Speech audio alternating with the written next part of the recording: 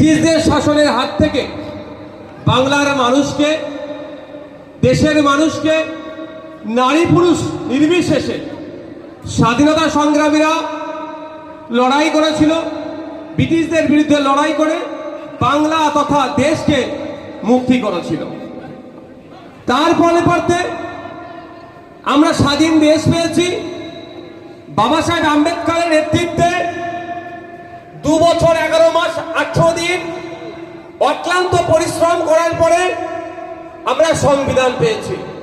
যেই সংবিধানের মধ্যে একজন বাউরি সমাজের মানুষের কি অধিকার, একটা দলিত হিন্দুর কি অধিকার, একজন আদিবাসীর কি অধিকার, একজন মুসলমানের কি অধিকার, একজন খ্রিস্টানের কি অধিকার, একজন হিন্দু ভাইয়ের কি অধিকার, একজন মহিলার কি অধিকার, সমস্ত অধিকার কি আছে সেই সংবিধানের মধ্যে লিপিবদ্ধ আছে। দুর্ভাগ্য আমাদের, এই সংবিধান পরিচালনার জন্য যাদেরকে আমরা দায়িত্ব দিয়েছি তারা সঠিকভাবে সংবিধান পরিচালনা করতে পারছে না। পরিচালনা সঠিকভাবে করার ফলে আজকে এই সমাজে যত বিশৃঙ্খলা, বৈষম্য, হিংসা, মারামারি, খুনোখুনি, দুর্নীতি সবটাই আজকে সমাজে ছেয়ে যাচ্ছে।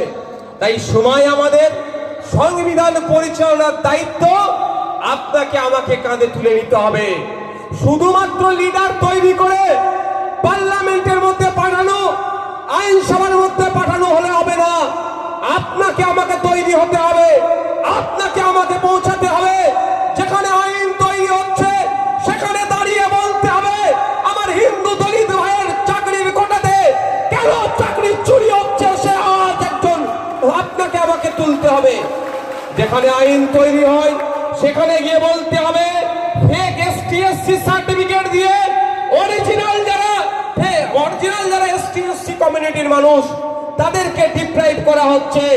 যারা প্রকৃত দলিত, যারা প্রকৃত আদিবাসী তারা পরিষেবা পাচ্ছে না, তাদের পরিবর্তে যারা দলিত আদিবাসী নয় তারা পরিষেবাগুলো নিয়ে নিচ্ছে। এর বিরুদ্ধে কড়া আইন করতে হবে, যেখানে সেটা হচ্ছে আইনসভা। সেই আইনসভার মধ্যে দাঁড়িয়ে আপনাকে আমাকে চিৎকার করতে হবে। আইনসভার মধ্যে আপনাকে আমাকে পৌঁছাতে হবে। আইনসভার মধ্যে গিয়ে আওয়াজ তুলতে হবে, পশ্চিম বাংলার যে সমস্ত মন্দিরের সম্পত্তিগুলো এই তৃণমূলের আমলে লুট হয়েছে অবিলম্বে ফিরিয়ে আবার মন্দিরে দিতে হবে। এই আওয়াজ আপনাকে আমাকে তুলতে হবে। আইনসভার মধ্যে তাকে পাঠাতে হবে যে আইনসভার মধ্যে দাঁড়িয়ে কেন্দ্র সরকারের নিয়ে আসা এই আইনের প্রবলভাবে বিরোধিতা করবে এবং শুধুমাত্র এই আইন মুসলমানদেরকে দুর্বল করছে সেটা নয়, সংবিধানের উপরে আঘাত দিচ্ছে।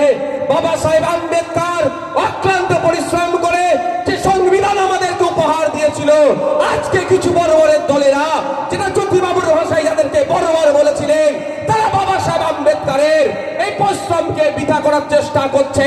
আমাদের প্রাণে যতক্ষণ শরীরে যতক্ষণ প্রাণ থাকবে সংবিধান নিয়ে যারা ছেড়কার করবে, বাবা সাহেব আম্বেদকরের নিয়ে উপরে যারা আগুন তুলবে, তাদের বিরুদ্ধে লড়াই চালিয়ে যেতে হবে।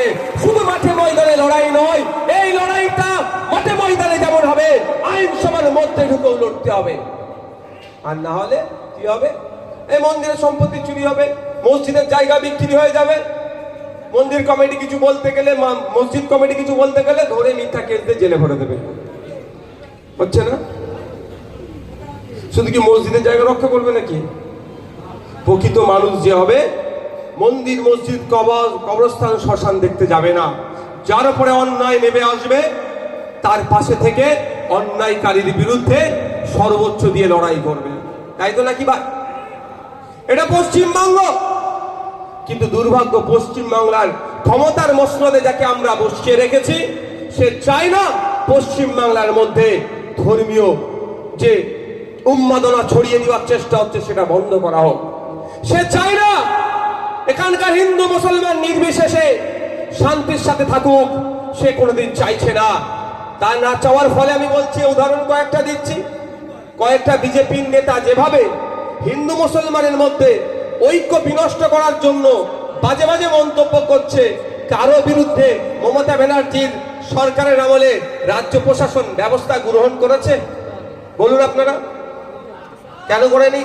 ব্যবস্থা গ্রহণ করলেই তো সমস্যার হবে না। আর সমস্যা না হলে বিজেপি আর তৃণমূল রাজনৈতিক ফায়দা নেবে কিভাবে? যাক, আমি ফিরে আসি।